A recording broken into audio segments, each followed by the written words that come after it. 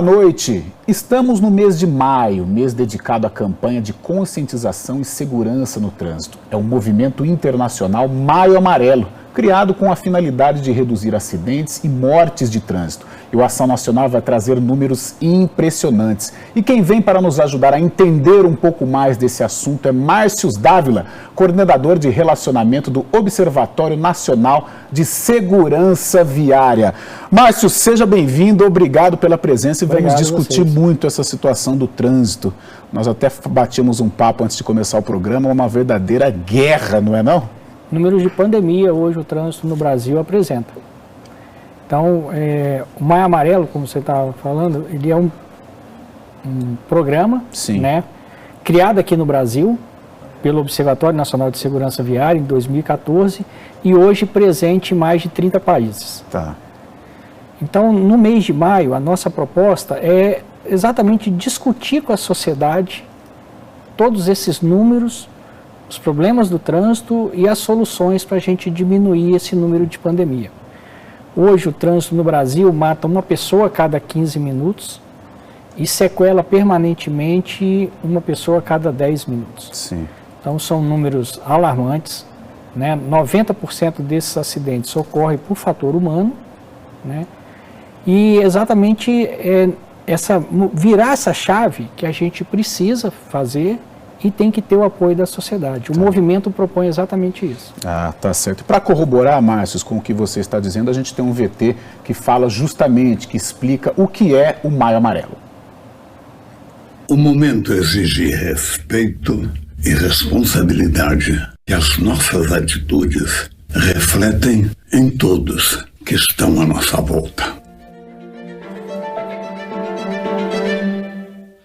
Muitas vezes nem percebemos que o que estamos fazendo pode causar riscos para quem está ao lado. As regras impostas pela pandemia, assim como as regras do trânsito, servem para proteger você e a sociedade. Os acidentes de trânsito no mundo têm números de pandemia. São mais de 50 milhões de pessoas mortas e feridas por ano. A vacina para a pandemia no trânsito é a sua atitude. Fazer o que é certo traz paz e tranquilidade. Respeito e responsabilidade. Pratique no trânsito. Maio Amarelo 2021. Tá aí o recado do consagrado Lima Duarte. E ele tocou num ponto certo, a responsabilidade. No vídeo institucional nós vimos várias cenas envolvendo telefone celular.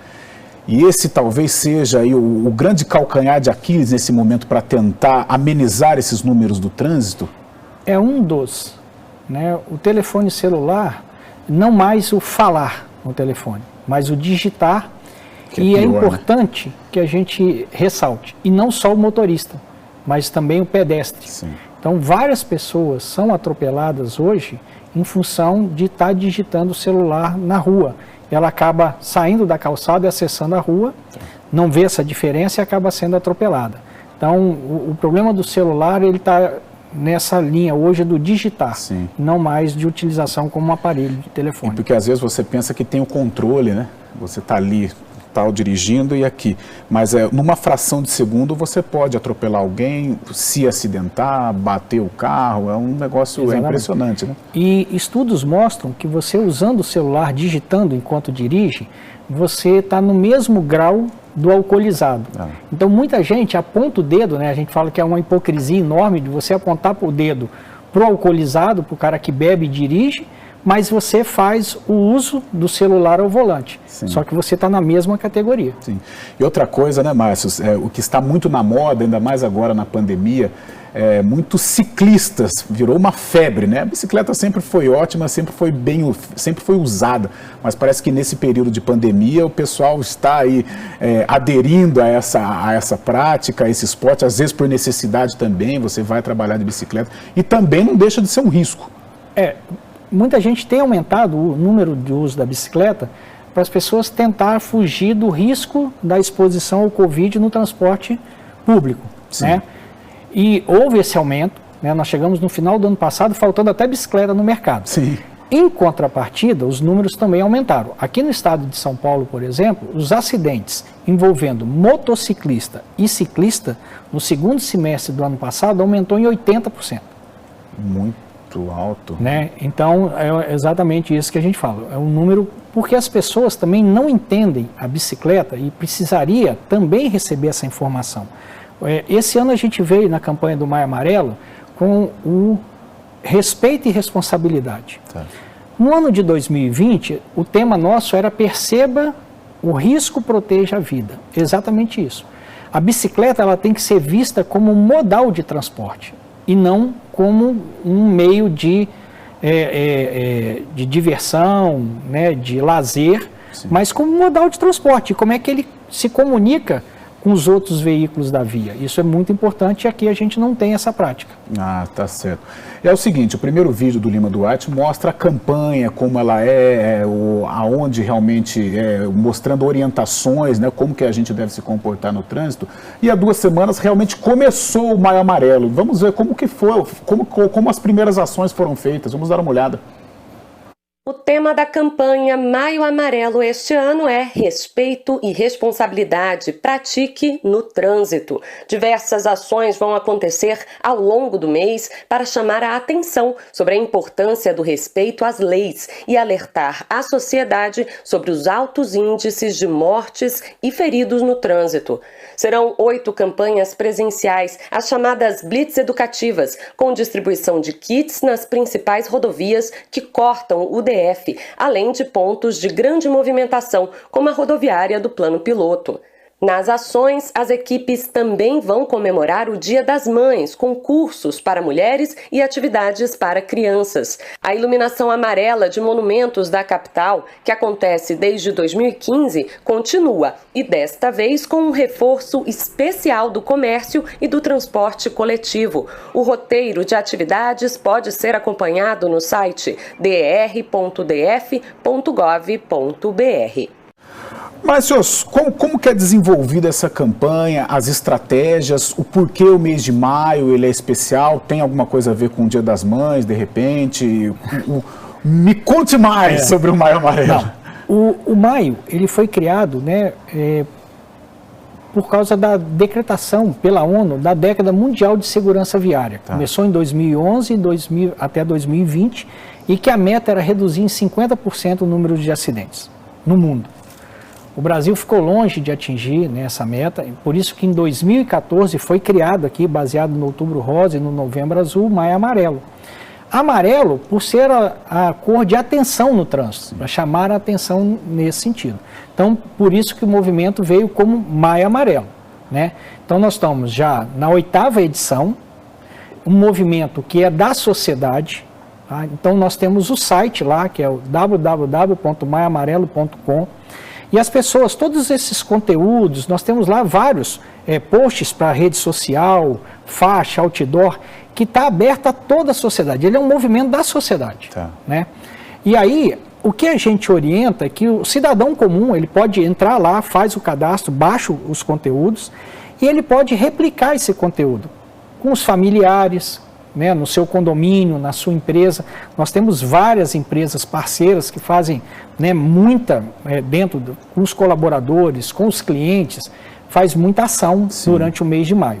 Então, está lá no nosso site, está disponível. Lá nós temos, inclusive, todas as campanhas, desde 2014 até agora. É importante a gente frisar que elas são atemporais, então você pode pegar temas anteriores. E se você pegar ano a ano, no início a gente tinha falado, qual é o nosso grande desafio? Mudança do comportamento humano. Sim. Então, se você pegar os temas ano a ano, é uma proposta nossa de mudança ao longo do tempo. Sim. Ô, Márcio, antes de começar o programa, a gente, né, bateu um longo papo e eu até fiz uma pergunta para você, gostaria de refazê-la agora no ar. Por que que a sociedade, nós vamos para o carro, nós vamos para o trânsito como se fôssemos para uma guerra, uma briga, disputa por espaço? Por que isso? A pessoa, às vezes, dentro do carro, né, a gente tem um filme muito interessante, isso feito na década de 70 por Walt Disney, né, que ele coloca o Pateta exatamente nessa ligação, né, como se fosse o médico e o monstro, né, ele é um cara super sociável, no trabalho, na casa, quando ele entra no carro, ele se transforma num monstro. Então, essa relação, né, e no Brasil, principalmente, a gente fala, por exemplo, o nosso processo de habilitação, hoje as pessoas são adestradas a tirar a carteira. Tá. Não é um processo educacional de aprendizado. Então, isso reforça essa característica que a gente tem em relação ao carro. E, né, vamos dizer, ao carro, porque na moto você está muito exposto, mas no carro você se sente como se tivesse numa armadura, protegido. E aí talvez tenha esse comportamento. Ô, Márcio, você tocou numa palavra-chave, né, a educação. Em alguns momentos a gente observa até algumas campanhas nas escolas, até em escola infantil. Você acha que esse processo de educação ele já deveria estar logo na criança, no momento da alfabetização? Seria interessante já colocar alguma coisa envolvendo o trânsito para chegar no futuro um pouco mais ameno? Só para vocês entenderem, isso é lei no Brasil já há 22 anos. E aí, então, o pessoal falava muito que não tinha material, né, de qualidade disso. O Observatório, nós somos um município reconhecido pelo Ministério da Justiça, então nós buscamos o patrocínio de empresas, produzimos uma coleção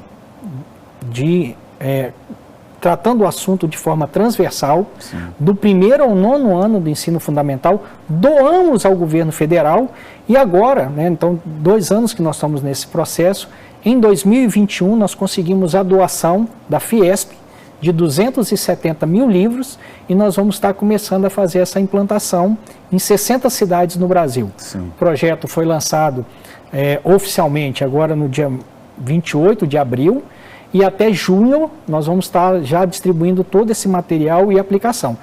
É por aí mesmo o caminho, não tem jeito, né? A gente fala que em 2019 nós lançamos uma campanha chamada No Trânsito, o Sentido é a Vida, mas que o filme, como esse ano foi do Lima Duarte, sim, era baseado nas crianças, o Me Ouça, os adultos ouvirem as mensagens de quem ama, né? E foi também um boom enorme, porque exatamente isso, a criança consegue. Há anos atrás, essa mudança do meio ambiente, né? O Ramalho, que é o presidente do Observatório, ele dá muito esse exemplo. A filha dele, né, quando tinha 5 anos de idade, começou a catar lixo, sim, na rua.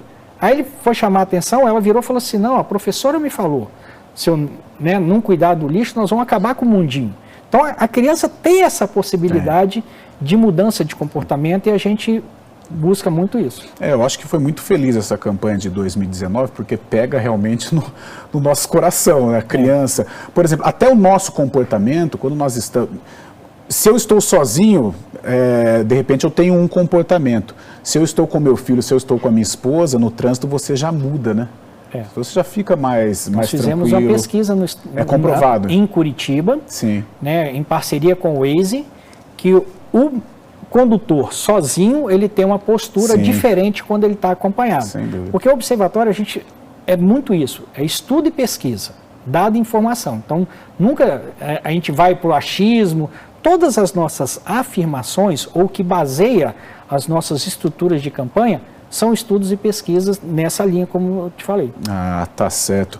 Foi só o primeiro bloco do nosso Ação Nacional. Hoje o tema é o Maio Amarelo, segurança no trânsito, né? Um mês de conscientização de segurança no trânsito. Eu estou aqui com o Márcio Dávila, coordenador de relacionamentos do Observatório Nacional de Segurança Viária, ONSV. Programa muito educativo, um programa muito explicativo, vale a pena você continuar conferindo. Nós vamos para um rápido intervalo e daqui a pouco a gente volta.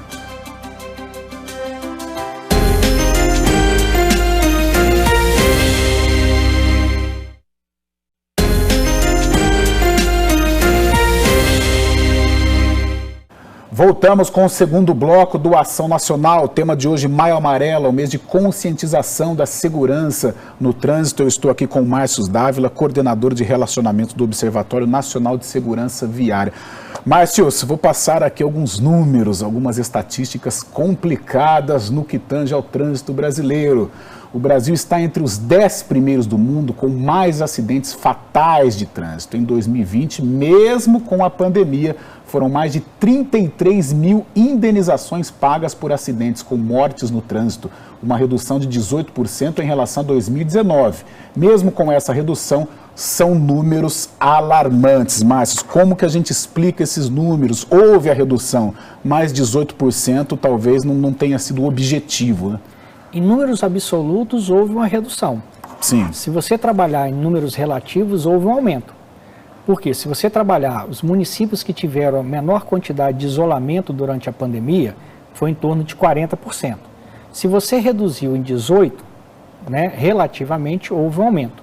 Não só um aumento dos acidentes de trânsito, mas um aumento na gravidade dos acidentes. Por quê? Com as ruas com menos fluxo, a velocidade média dos veículos aumentou. Então, a gravidade dos acidentes que ocorreram nesse período de pandemia, eles foram maiores.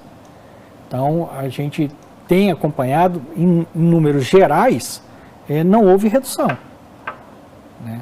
Então, é isso que a gente tem colocado para a sociedade. Mesmo com a pandemia, os acidentes não reduziram. Tá. E ainda você tem um agravamento, né?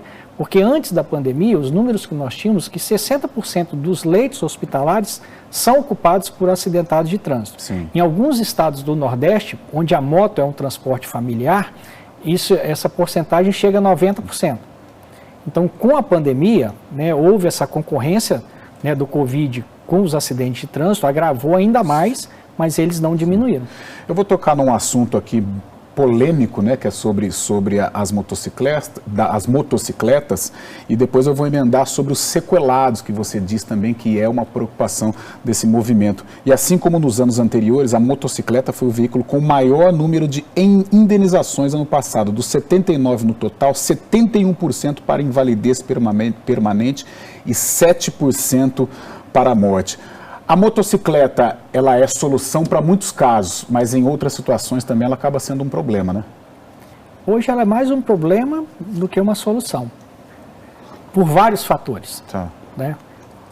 A falta, né, como eu falei, o sistema de você ter a CNH, né, obter a CNH, ele ser deficitário, né, o processo nas autoescolas hoje, ele não leva esse treinamento.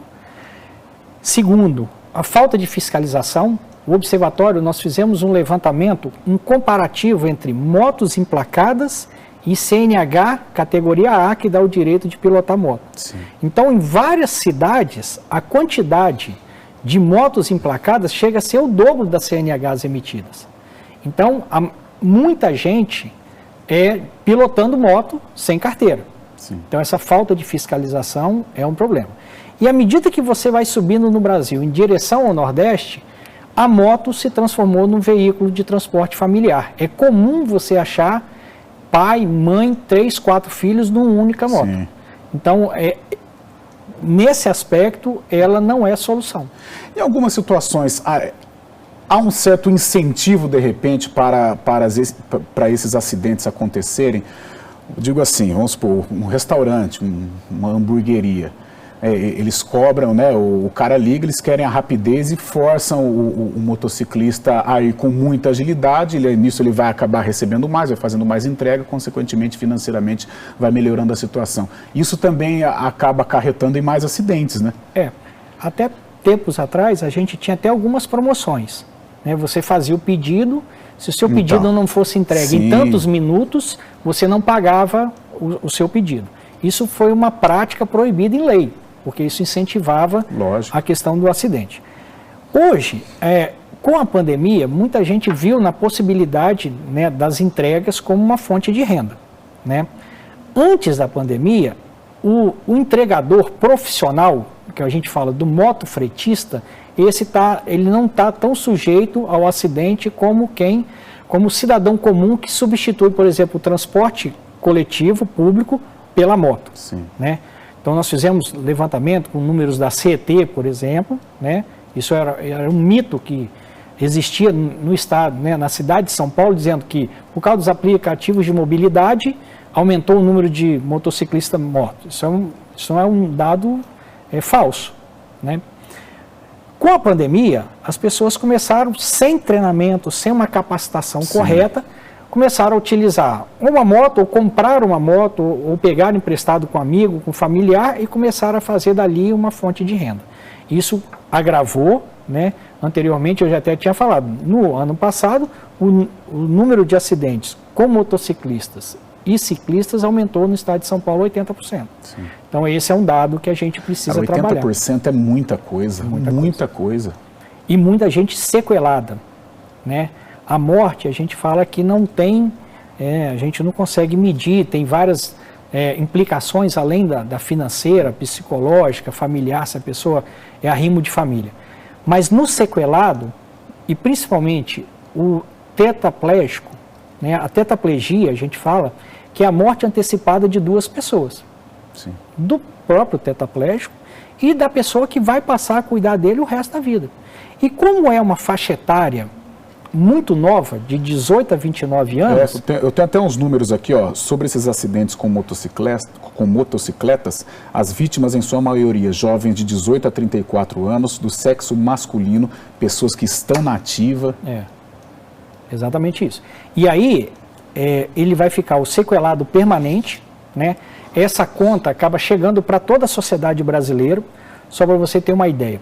Nós tivemos há 2 anos atrás um movimento muito grande, né, para a mudança da estrutura da Previdência Social, porque a gente precisava fazer uma economia, né, de X bilhões de reais em 10 anos. Hoje, 80% desse valor, se nada for feito, vai ser tudo gasto em acidente de trânsito. Sim. Né? Então, qual vai ser o novo movimento que a sociedade brasileira vai ter que fazer para ter essa economia? Porque nós temos que ter o olhar para a questão, né, da pessoa, da família, do sofrimento psicológico, mas nós também, como técnicos, a gente tem que parar e tem que fazer a conta. Sim. Então, os acidentes de trânsito hoje no Brasil, você falou bem, matam mais de 30 mil pessoas e custa para a sociedade brasileira 50 bilhões de reais por ano. Então, no total de 10 anos, aplicando a correção, essa conta chega a quase 600 bilhões. Sim. Né? Então, a gente precisa ter esse olhar para esses números. Sim. Márcio, teria alguma solução, por exemplo, com essa loucura do delivery, essa pressão pela entrega rápida, essa pressão em cima dos motociclistas? Existe alguma coisa que poderia ser feita, amenizado, alguma lei ou não? A lei hoje já tem, os municípios, inclusive, eles podem, né, vários municípios já regulamentaram a questão do motofretista. Tá. Né? Poucos ainda, mas isso está a cargo de cada município. Tá. Ele tem a prerrogativa de estar fazendo uma lei. Até com relação à segurança, né? Eu, por exemplo, eu estou à noite com a minha família no carro, com todo respeito a quem anda de moto e tem todo o direito, mas se para uma moto com 2 caras em cima, meu Deus do céu, eu sofri. Mas não é o cara do delivery, né? Não. Exatamente. Então, isso que eu estou te falando. Nessa regulamentação, você pode, inclusive, implementar a obrigatoriedade de cursos, de periodicidade de curso, porque não tem jeito, vai ter que ser pela conscientização e mudança de postura. Isso você não vem numa ação pontual, isso é no médio e longo prazo, né? Então agora nós temos exemplos em alguns municípios no Brasil que, em função de legislação, acompanhamento do poder público, conscientização e capacitação, caíram demais esses números de acidente de moto no caso do delivery de entregas. Sim. Nossa, realmente... A tal da moto é muita polêmica, né? Você tem que olhar com carinho, sim, para os trabalhadores, para os profissionais que precisam, ainda mais nesse momento. Mas, sem dúvida alguma, eu acho que tem gente, infelizmente, que tira muito proveito da situação. Eu conto até um caso que aconteceu no meu bairro, um motociclista estava com a mochila da entrega e tal, só que ele usou para uma outra coisa, ele usou para assaltar o pessoal que estava lá fazendo a caminhada e tal. Então como você disse, em todos os setores, tem a pessoa boa, a pessoa ruim, o cara que quer se aproveitar. Então, sem dúvida, é um assunto muito polêmico, principalmente essa coisa dos motociclistas. Né? Isso, e eu acho isso, a gente precisa ter esse olhar diferenciado, separar joio do trigo, né? Sim, sempre. Contar, a gente precisa cobrar também do poder público, do gestor municipal, esse acompanhamento. É responsabilidade de lei dele fazer esse acompanhamento. Certo. Vamos falar agora de um outro assunto também que envolve, tem os pedestres, né? Eles ficam em segundo lugar com 29% das indenizações, sendo que 27% com vítimas fatais. Ainda acontecem muitos atropelamentos pelas estradas Brasil afora. Na sua avaliação, caberia uma punição aos pedestres também? E isso é verdade, hein? Às vezes eu pego estrada, tem a passarela, o cara ele não para. A passarela está aqui, o cara quer atravessar a estrada, ele quer pular o guarda-reio. Eu acho que a educação é a palavra-chave, né? Para todos os setores no trânsito, é pedestre, é motociclista, é o motorista. Nas cidades a gente tem um agravante, né, do uso do celular pelo pedestre no atropelamento. Nas rodovias, essa tentativa de atravessar embaixo das passarelas, Sim. ela já é vista hoje como suicídio. Né, ela é classificada como suicídio, né, e realmente é um processo educacional. Se a pessoa não perceber o risco, sempre, em qualquer situação, a gente tenta fazer algumas analogias, mas, por exemplo, se você vem da rua correndo, né, e vai entrar na sua casa e a sua secretária está lá lavando o chão da sua garagem, você vai continuar na mesma velocidade? De jeito nenhum. Por que você não vai? Porque eu vou escorregar, vou me machucar. Então você percebe o risco e muda a postura, você vai diminuir a velocidade. A mesma coisa, por exemplo, quando começa a chover, por que o motorista, o motociclista não diminui? Então, é essa questão, quando a gente fala que o processo de obtenção da CNH ele é falho, porque ele não entra nesses pontos. Né? Então a gente tem vários exemplos da mãe, por exemplo, que troca, né? Vai fazer a troca da fralda da criança, prepara aquilo tudo, coloca protetor na tomada, às vezes coloca a tela no apartamento térreo. Sim. E é a mesma mãe que entra com a criança fora da cadeirinha no carro. Por quê? Não percebe o risco. Ela não entende que um carro a 30 km por hora, ela pode matar o próprio filho com o peso do corpo dela. Sim. Então essa percepção de risco que é um processo educacional. Só assim que a gente vai resolver esses números. O que mata a pessoa é a tal da pressa, né? Porque se nós analisarmos a situação, muitas vezes essas situações acontecem por causa da pressa. O cara não quer subir na passarela porque ele acha que vai atravessar, vai ganhar mais tempo. A pessoa às vezes não quer colocar o filho na cadeirinha, ali no bebê conforto e tal, porque vai perder tempo. Às vezes prefere só colocar no cinto de segurança atrás. E então, se você pegar os números, por exemplo, a quantidade de óbito que ocorre, aquele cara fala assim, vou só na padaria, vou buscar o pão e volto. Ele vai sem o cinto. A quantidade de óbitos que ocorrem nesse movimento é muito alta. E o cara não vai focado, né? Ele vai em um minuto em exatamente casa. Isso, acha que não está, né? Está dentro do ambiente confortável, perto da casa dele e acha que não vai ocorrer o óbito, mas ocorre. É atenção sempre. Exatamente. Então, de repente, você vai numa padaria, você vai ali na sua redondeza, mas encare como se você fosse fazer uma viagem, né? Se você está com o filho, não põe o filho no banco da frente porque você vai na esquina, não. Põe ele na cadeirinha. Exatamente. É sempre o bom senso nestas situações. Segundo bloco do Ação Nacional já foi, nós vamos para mais um intervalo. O tema de hoje, Maio Amarelo, o mês da conscientização da segurança no trânsito. Eu estou aqui com o Márcio Dávila, coordenador de relacionamentos do Observatório Nacional de Segurança Viária. Intervalo é rapidinho.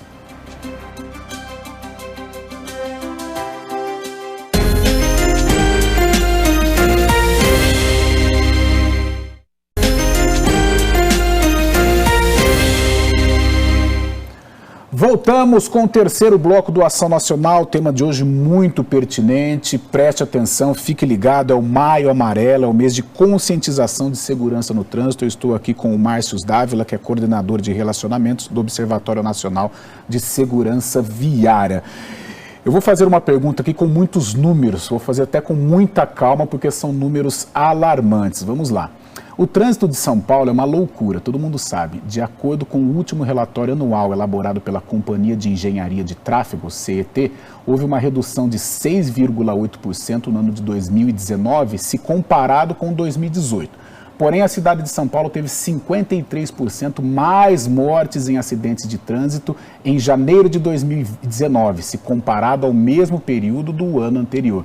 Segundo dados do Movimento Paulista de Segurança no Trânsito, o InfoSiga, sabendo que a cidade de São Paulo é tão desenvolvida, podemos concluir que as pessoas têm mais acesso às campanhas no trânsito, correto? Afinal, os paulistanos estão cada vez mais conscientes ou não? Vamos falar um pouquinho de São Paulo e já já nós vamos entrar na qualidade das rodovias e eu vou traçar um paralelo de São Paulo com os demais estados. E aí, Márcios? São Paulo não está fora do contexto geral do Brasil, né? Ele tem alguns números, são melhores do que se você compara com outros estados da região sudeste ou região nordeste ou norte, né? Mas os números de São Paulo também são alarmantes, né? Nós fizemos, recentemente a gente trabalhou os dados também do InfoSiga, né, que é a mesma base de dados de vocês, e mais de 50% dos municípios com mais de 100 mil habitantes do estado de São Paulo estão acima da média nacional de mortos por 100 mil habitantes de 2019, que é o último dado consolidado que a gente tem, que são 17 mortos por 100 mil habitantes.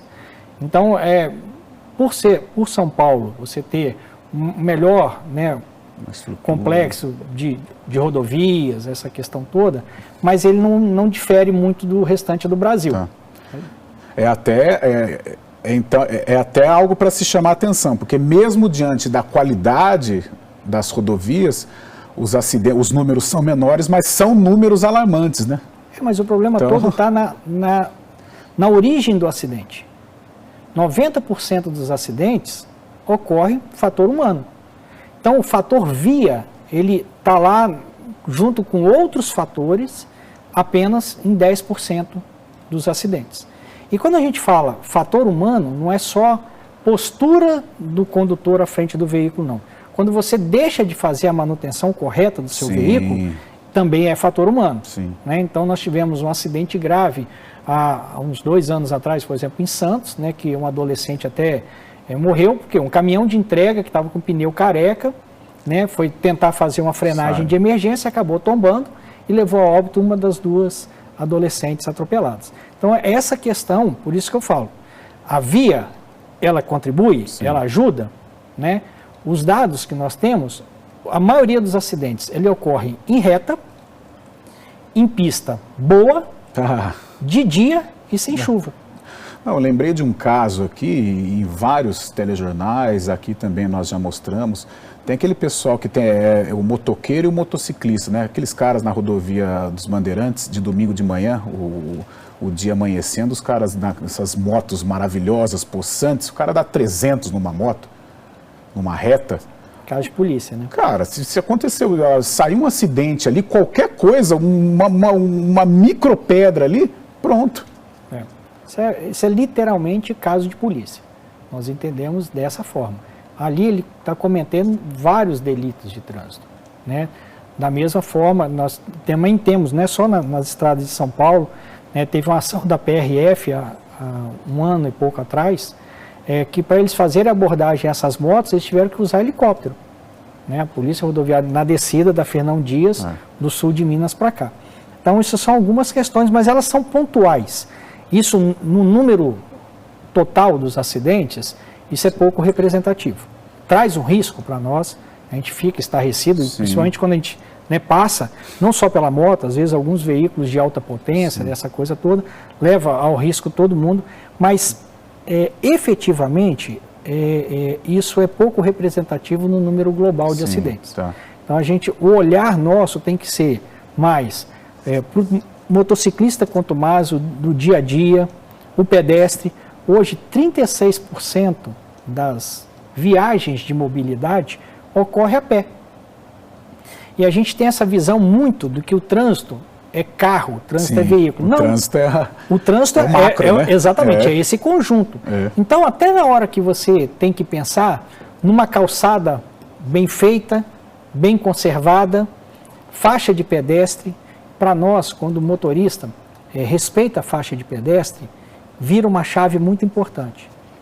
Porque quando você respeita o limite de velocidade, você não bebe e depois dirige, ou você faz o uso do cinto de segurança, você está cuidando de si. Sim.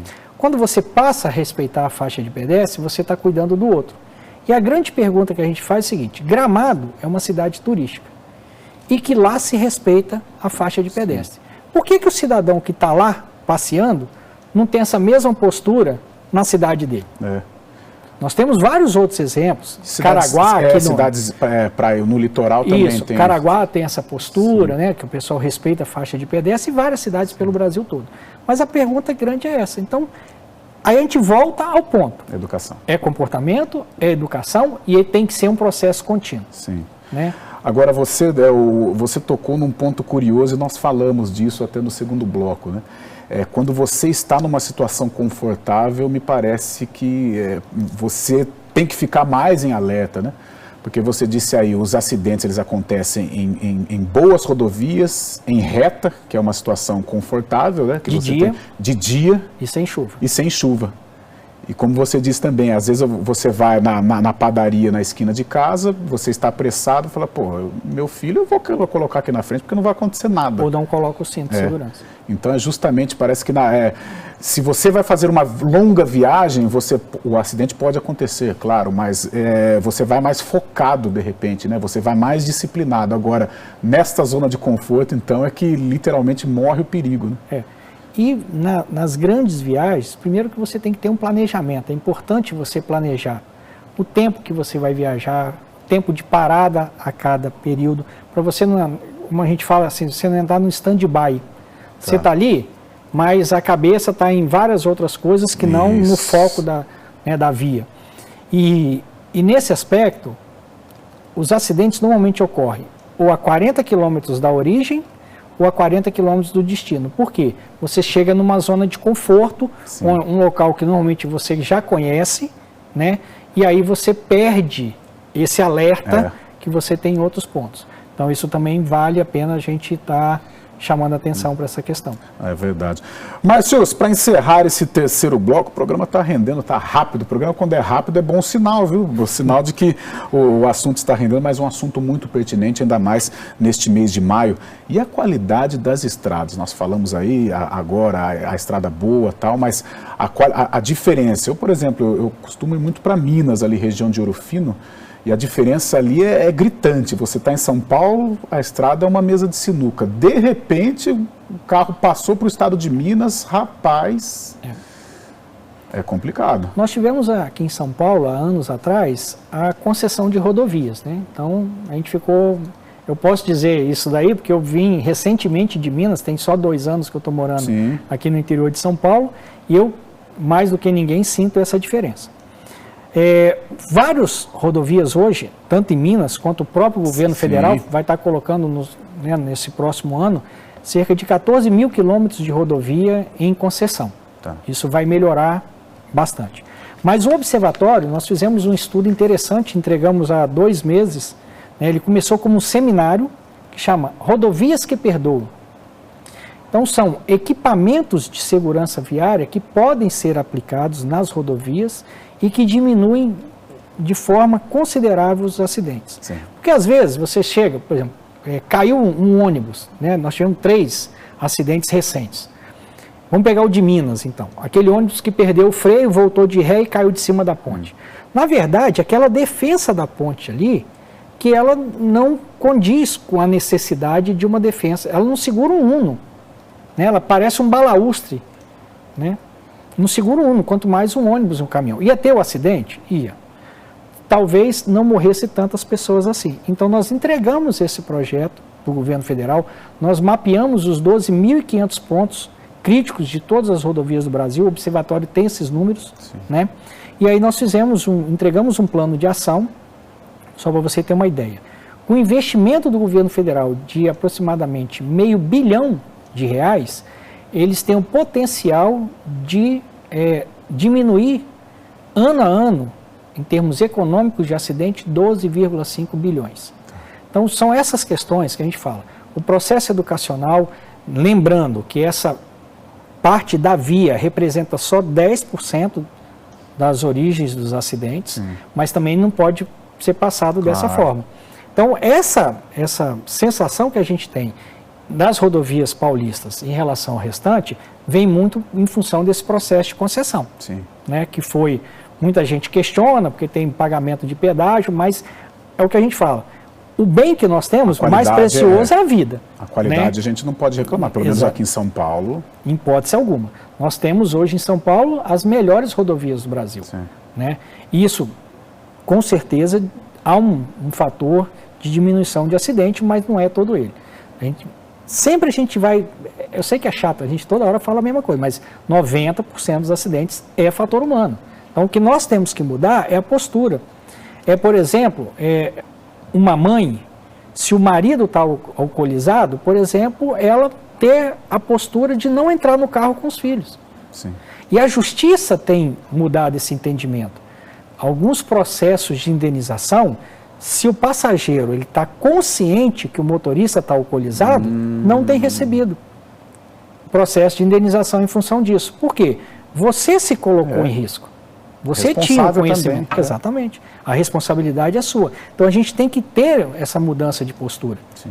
Né? E, às vezes, você, mesmo dentro de casa, a gente tem essa dificuldade. Tá certo. Vamos fazer o seguinte, nós vamos para o intervalo e no último bloco a gente fala das novas leis de trânsito. Hoje é o Ação Nacional, eu estou aqui com o Márcio Dávila, estamos batendo um papo, debatendo realmente sobre o Maio Amarelo, é um mês de conscientização de segurança no trânsito. Já já a gente volta.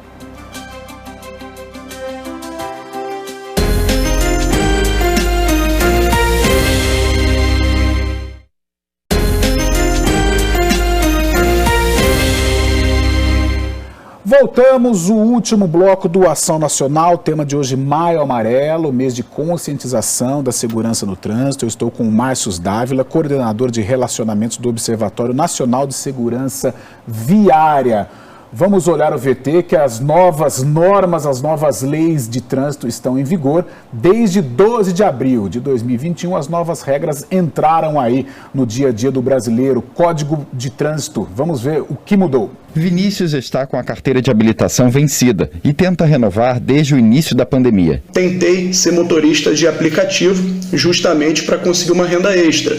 E a minha carteira, eu fui perceber que minha carteira vencia em agosto. Então eu comecei um processo que eu não imaginava que seria tão desgastante assim, esse processo para renovar minha carteira. Com a nova lei de trânsito, o processo de renovação pode ser menos frequente para muitos. O prazo de validade da CNH agora varia de acordo com a idade do condutor. Para motoristas com idades entre 18 e 49 anos, a CNH terá validade de 10 anos. Quem tem entre 50 e 69 anos de idade deverá renovar a habilitação a cada 5 anos. E os motoristas com mais de 70 anos terão CNH válida por 3 anos. O limite máximo de pontos para o caso de infrações aumentou, mas não para todos os motoristas. O limite de 40 pontos só vale para quem não receber multa gravíssima em 1 ano. Quem comete uma infração desse tipo já passa a contar com o limite máximo de 30 pontos. E se o motorista cometer 2 multas gravíssimas em 1 ano, a pontuação máxima cai para 20 pontos. Agora, os faróis acesos em rodovias de pista simples são obrigatórios, mesmo durante o dia, para os carros que não têm farol específico de luz diurna. A cadeirinha, que era exigida para crianças de até 7 anos e meio, agora é obrigatória para crianças com até 10 anos de idade ou com menos de 1,45 m. Descumprir essa regra é falta gravíssima. Multa de R$ 293,47, mais 7 pontos na carteira. Outra mudança importante trata da questão da embriaguez ao volante. Quem conduzir veículo sob efeito de álcool ou drogas e provocar acidente com lesão corporal será preso, mesmo que tenha agido de forma culposa, sem a intenção de ter causado o acidente. Os agravantes vieram justamente para atender os anseios da sociedade. Você cometia um homicídio de trânsito e você pagava, era condenado a uma prestação de serviço ou a uma cesta básica. Não, hoje já não é mais assim. Para os motociclistas, nos sinais de trânsito, passa a ser obrigatória a criação de uma área de espera exclusiva. Conduzir moto com a viseira do capacete levantada era considerado falta gravíssima. Agora, virou infração média. A idade mínima para andar na garupa da moto, que antes era de 7 anos, passou a ser de 10 anos. Quem não observar a idade mínima pode ter suspenso o direito de dirigir. O que a legislação de trânsito visa é justamente proteger a vida das pessoas. Tá aí, essa nova lei já em vigor. Eu queria debater com o Márcio nestes últimos minutos de Ação Nacional. essa situação do rigor maior para quem se envolver em acidentes sob o efeito do álcool. Esse continua sendo o maior problema? Não, foi uma mudança significativa na lei. Porque antes a pessoa, né, não só sobre o álcool, mas efeito de outras drogas também, e ela às vezes fazia uma transação penal e trocava isso por cesta básica ou trabalho comunitário. Pena branda, né? Exatamente. Hoje não, ele caracteriza já como homicídio doloso. Então a pessoa corre o risco mesmo de ser presa, né, e permanecer presa nesse aspecto. Sim. Então tira um pouco dessa sensação de impunidade que a lei anterior causava. Né? Então essa foi uma mudança relevante que a 14.071 trouxe. Tá, crianças em garupa de moto. Era 7 anos, né? E agora, a partir da nova lei, 10 anos de idade, até mesmo porque a gente até não pensa muito na questão só da idade, porque a criança, em função da idade, ela muda muito com relação à estatura. Tá. A orientação é que a criança que tiver 10 anos, mas que não alcançar o pedal de apoio, também que ela não faça uso. Nós temos que sempre priorizar a segurança das pessoas que fazem a utilização do veículo. Sim, a famosa cadeirinha das crianças. Agora, né, tem uma escala, então, né, até 1 ano você usa o bebê conforto, virado de costa, né, então quando a criança já consegue apoiar o pezinho no banco, então já é o momento também de você virar, então vira para frente. E aí você vai na escala até o assento elevado para a criança, né, como a gente fala. Às vezes, sempre respeitando a estatura, 1,45 m. Por quê? Porque nessa estatura, que o cinto de segurança está projetado para fazer o apoio correto, né, aqui embaixo e no ombro. E os pais têm uma atitude, às vezes, que a criança fica incomodada, é passar o cinto de segurança para trás. Não sei se vocês lembram que nós tivemos uma fatalidade nesse sentido. A mãe teve o carro roubado, né, foi tentar tirar o filho, por ele estar laçado, literalmente, ela não conseguiu tirar e a criança acabou sendo arrastada, né, pelo ladrão que estava roubando o carro. Então, essa atitude jamais, né, vai muito, né, do processo de esclarecimento para a criança, conversar muito com a criança exatamente nesse sentido. Tem alguns pais até que criam, né, alguns subterfúgios que eu acho interessante, né, eu vi uma jornalista uma vez dando entrevista, que ela falou assim, enquanto todo mundo não tiver corretamente com o cinto dentro do carro, ela falava isso para os filhos dela, o carro não vai ligar. Depois que as crianças cresceram, elas perceberam que, né, não iria fazer diferença nenhuma, mas ali elas já estavam educadas, já estavam acostumadas a ter essa postura segura. Então é muito disso também, porque é o que a gente fala, vale a pena hoje você ter o seu filho chorando para acostumar com um procedimento seguro, do que depois você chorar pela falta dele. Sem dúvida, sem dúvida. Márcios, para fechar, restando aí 2 minutinhos para o término do nosso programa, e com relação ao futuro, essas campanhas, elas já têm conquistado aí parte do objetivo, né, números expressivos aí, números positivos, e para o futuro, você acha que toda essa educação ela vai surtir o efeito, a grande vitória vai ser alcançada? Essa é a nossa grande expectativa e desejo, né? Os números por si só eles já vêm demonstrando. Sim. Claro que a gente não quer ser, né, soberbo de dizer que foi apenas o Maio Amarelo, tiveram outras ações, mas só para você ter uma ideia. Em 2014, nós tivemos 43.780 mortos no trânsito no Brasil. E nós chegamos em 2019, que é o último número consolidado, em 31.192. Então, uma redução, né, de 12 mil vidas que foram preservadas. Junto ao movimento Maio Amarelo, por que a gente pode dizer que a gente contribui e muito? Nós temos, o Observatório hoje tem as estatísticas de todos os municípios, os dados do DataSUS de morte de todos os municípios do Brasil. E tem município que, em função desse envolvimento da sociedade, os acidentes chegam a zerar nesse período. Então, uma coisa que chama atenção exatamente nesse sentido. Mesmo com a pandemia, então a gente faz o convite para que as pessoas, né, entrem lá no nosso site, tem todo esse material e compartilhe, né? Primeiro, entenda que você precisa mudar. Sim. Essa é a principal, né, atitude que precisa ser feita. E na sequência que você compartilhe. É o que a gente fala. Com os números que nós temos hoje de pandemia, a pandemia do trânsito, a tragédia ela pode bater a sua porta quando você menos espera. Então essa atitude preventiva e multiplicar é a melhor solução. Ok, Márcio, e a palavra-chave, acho que, do nosso debate aqui é a educação. A educação, ela é o remédio, acho que, para muita coisa, talvez 100%. Márcio, obrigado pela presença, muito esclarecedor, realmente, as portas aqui do Ação Nacional abertas, sem dúvida alguma.